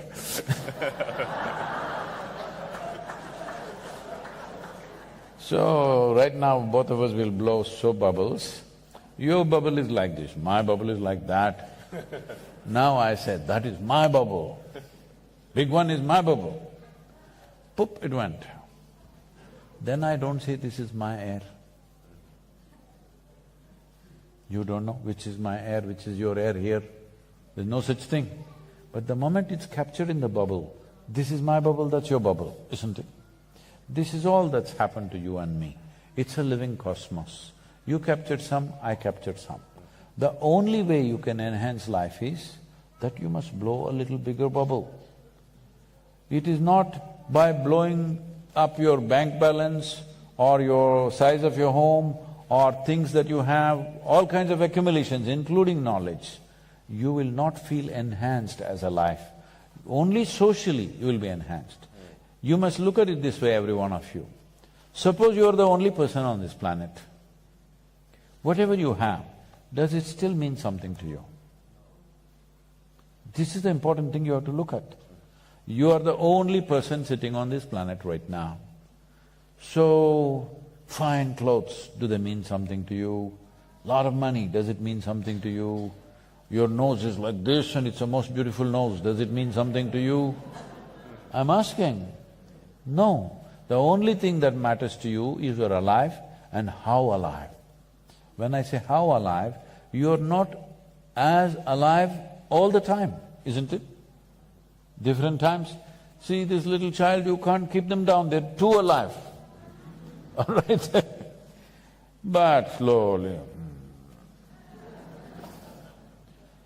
Because… I'm sorry. If you don't like the answer, I'll stop. You want to dance? We'll come to that, we'll come to that. So, there is… what East is known for is just this, ways to enhance this life. The life that you are itself is enhanced. If you sit here, not doing anything, you are a very enhanced life. Your experience of life is hugely enhanced. Only when that happens, you will learn to even come to ease. Otherwise you can't come to ease. When your idea of enhancement, if my idea of enhancement is being better than this guy, how can I come to ease? Cannot come to ease, isn't it? When you feel enhanced simply sitting here by your own nature, then you can come to ease, otherwise you cannot come to ease. If you do not even know what is to be at ease, how will you know what is to be peaceful? How will you ever know what it means to be blissful? Such things won't happen. Here and there some stimulation may cause some bliss, some ecstasy, some something, but that will not last, it is just a high and then a low, always. So, it is not about being joyful, it's not about peaceful. Even being joyful, peaceful, blissful is just an ambience for life. It is just that your own emotions should not become an impediment in your life so that this consciousness can function. Joy, peace, blissfulness are not the goals of life. It is an ambience that you need if you really want to make use of what human life is to its fullest possibility, because this human life, for what possibilities that it holds, the time that's given to you is too little. Too little. It's just not enough. You know you're all mortal, or are there some immortal people here? Hello? All mortal? You're immortal? All the best for you. Because that's the most miserable thing that can ever happen to you is you cannot die. If suppose you cannot die at all, oh, you're finished. So, this mortality is the basis of our existence. That is, as we sit here, in the last 1 hour, all of us are 1 hour closer to our graves. If you do little yoga, you can kick the can, but you can't avoid it.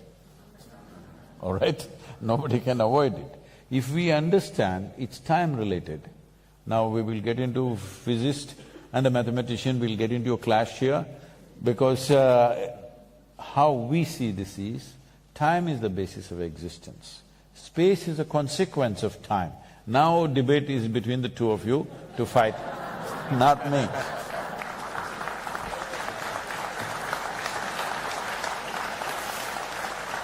So the first chant that I did, the chant that I did is just about that only one who has mastery over time, only that one is at absolute ease. Otherwise, time will keep you running all the time. Please, madam. So, next question. Okay. The next man. Hello, Sadhguru, once again. What do you mean once again? Have you come with your children now? Yes, my daughter is here. Have you told them what I have told you? I did. Okay, very that's much. great. Already the news is over here. My question is, are schools across the globe participating in these 95-day movement? And if so, it is going to make profound impact, having schools participate into this movement. That would be my question to you. Why question? You do it, huh? Is it my planet? It's yours also. Of course. But if they are already, and can schools sign up as well? All those things are being done, but getting all the schools on the globe is another matter, all right? So, I'm saying, first of all, you must… whatever great ideas you have, how to do it, you must do it, because this is not my planet. It's yours also. Hello? So, whatever ideas you have, whatever you can do, you must do it. Don't tell me, I'm 65, I must be retiring.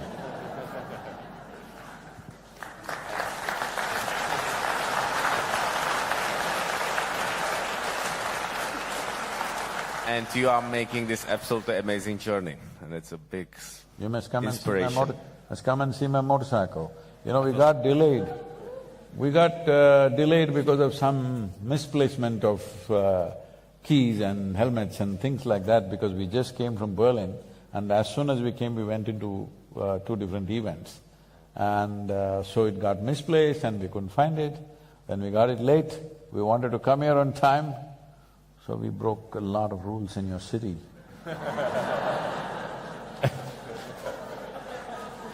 part of our life. Because in my life, this is the only crime I've committed, speed. Because speed is a way of crushing time, you know, sir.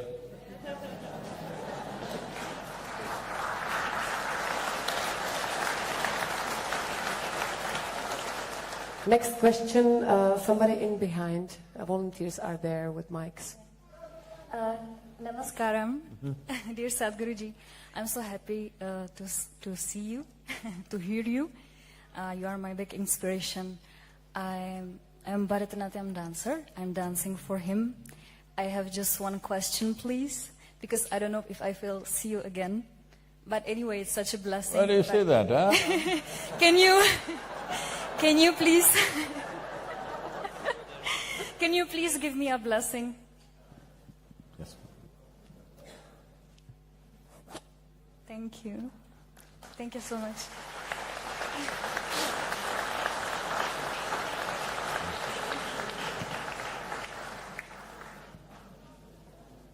Next question.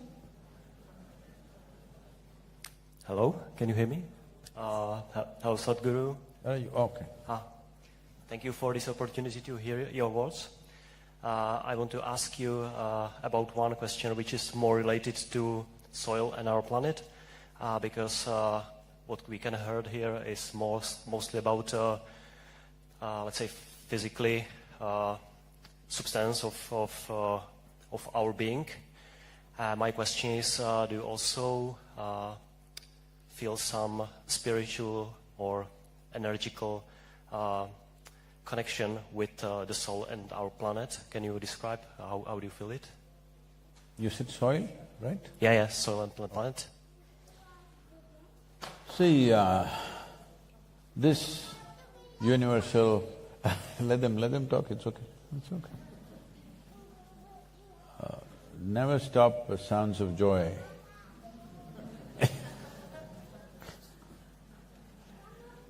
So,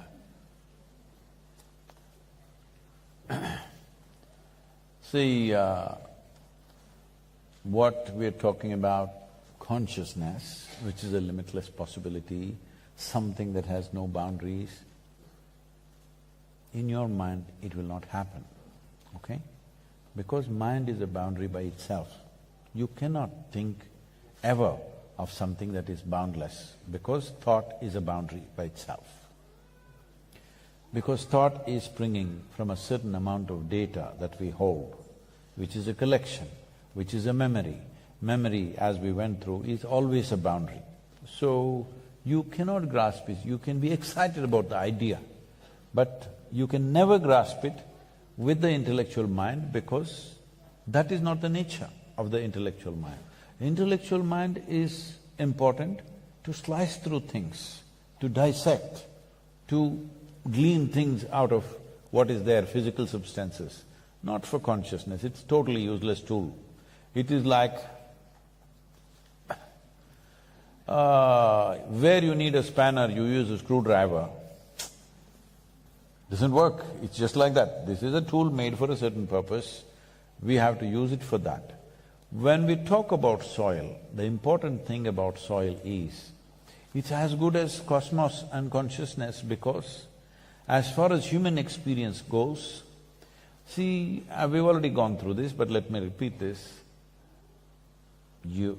Our nationalities, our race, religion, caste, creed, gender, all kinds of divisions, we've found hundreds of ways in which we can be different. But soil is a unifying force, it's a common factor. It's very, very important today. We were, talking about endless number of wars going on, war after war. War is an economic process also for a whole lot of nations, all right? When this is the thing, finding a common factor among us is very important. Cosmic consciousness is a common factor, but where is it? How do I get it? It's far away. But at least with soil you understand, it is a common factor. Every one of us are made of this. Someday, you're a young man, so I don't want to say this, after many, many years, suppose you're also buried next to me in India, then you will know you being a Czech is no good, you will also merge with the same soil just like me. Hello? Yes or no? Your nationality, your race, religion, gender, you think you're a woman, I think I'm a man. But if we are buried, we all become the same soil. So, this is a unifying factor. I don't want to stop this Save Soil movement just as an ecological process. I want you to see this as a tremendous opportunity for humanity to come together like never before, at least on one aspect.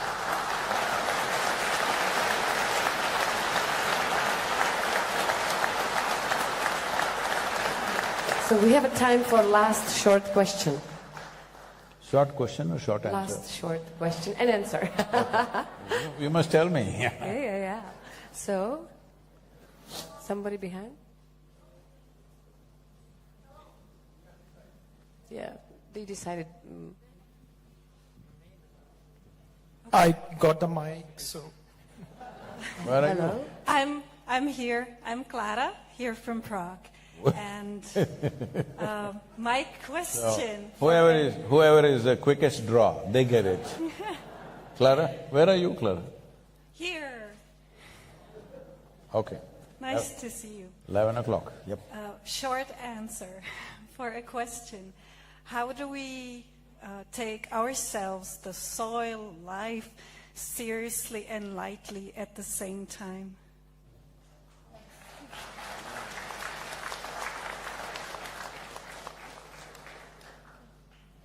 See,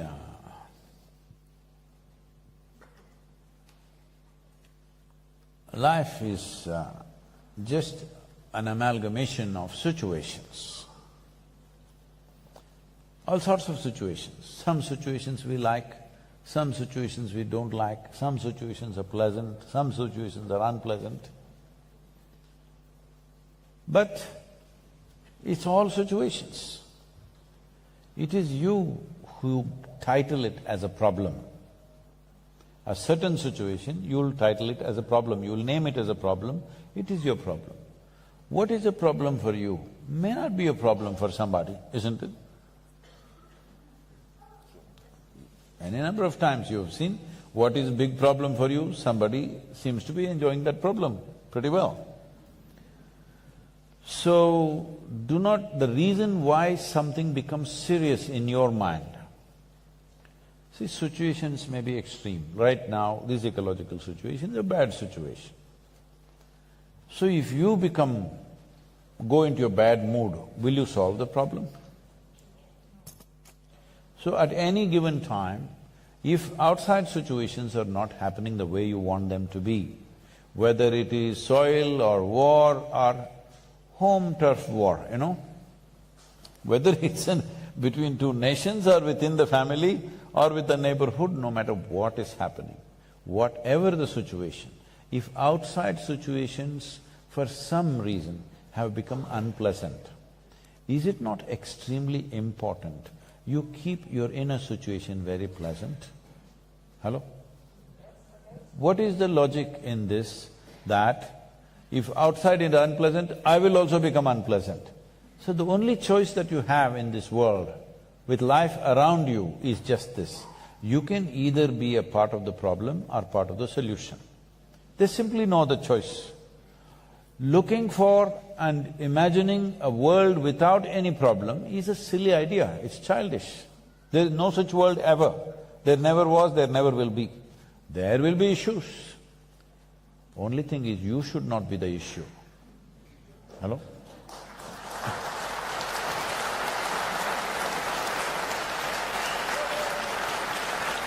So, should I stop or? Yeah, if 10 you, seconds. Okay. Okay, 1 minute. Okay. If you are not the issue that is around you, however complex that issue is, if you are not the issue, what can you do? You will do your best. In your life, if you do not do what you cannot do, there is no problem. If you do not do what you can do, you're a disaster. All right? Yes. So, I'm repeating this for you because when you get angry, agitated, dead serious, tense, whatever you want to call it. Some nonsensical experience of life that you are having within yourself and you think there is something wrong with life. No, your moods, your anxieties, your problems are essentially your intelligence turns against you. That's all it is. They're telling me there are 72 different types of mental ailments in the world. I'm telling you there's only one. That is, your intelligence is turned against you. Your sharp knife is poking you. This is the only problem you have. If you know how to hold your knife, you will use it the way you must use it. If you don't know how to hold it, you will poke yourself or you poke somebody. So, doesn't matter what is the situation, whatever the extreme situation it is, you being in a place where you are in a pleasant situation within yourself is most vital if you want to solve any problem in the world. Because if you become unpleasant, that means you're adding to the problem. You are nowhere going to be a solution. Right now, people's explanations will be, no, but I got angry and I got this done. Yes, you can propel yourself into action with anger, with hatred. Hate has propelled people into all kinds of action. Jealousy has propelled people into all kinds of action. But is that the way to do it? Love also can propel you into action. Compassion can propel you into action. Blissfulness can propel you into action, because once you're blissful by your own nature, you are no more a vested interest in the world, you will simply do what's needed. When you're in pursuit of happiness, you cannot do what is needed, because you have to squeeze joy from the world. But once you're joyful by your own nature, not because of something, now you will do simply what is needed. If all of us do what is needed to the best of our abilities, will this world find solutions for everything? Dámy a pánové, Sadhguru, Karel Janeček, vy. A ještě zde máme speciální poděkování. It's a special present for Sadhguru right now from our beautiful girls. For me too. Thank you, thank you, thank you, thank you. Wow. Thank you very much. Dámy a pánové, právě teď během tohoto večera zmizelo 2000 fotbalových hřišť úrodné půdy. Prosím, je ten správný okamžik na to, abyste pomohli šířit tuto zprávu. It's very important to share this message from our guru. And I think… Can I say something, ma'am? Yes, please. So I'm giving you a 6% discount. That it was 100 days, now it's only 94 days. 94 days. Don't think of me, don't worry about supporting me. You must talk soil in whichever way possible. All these phones that you're pointing at me, these are powerhouses. If you use them properly, one of you can reach the entire world. Yes or no? Yes. These 94 days that you have, save soil, let's make it happen.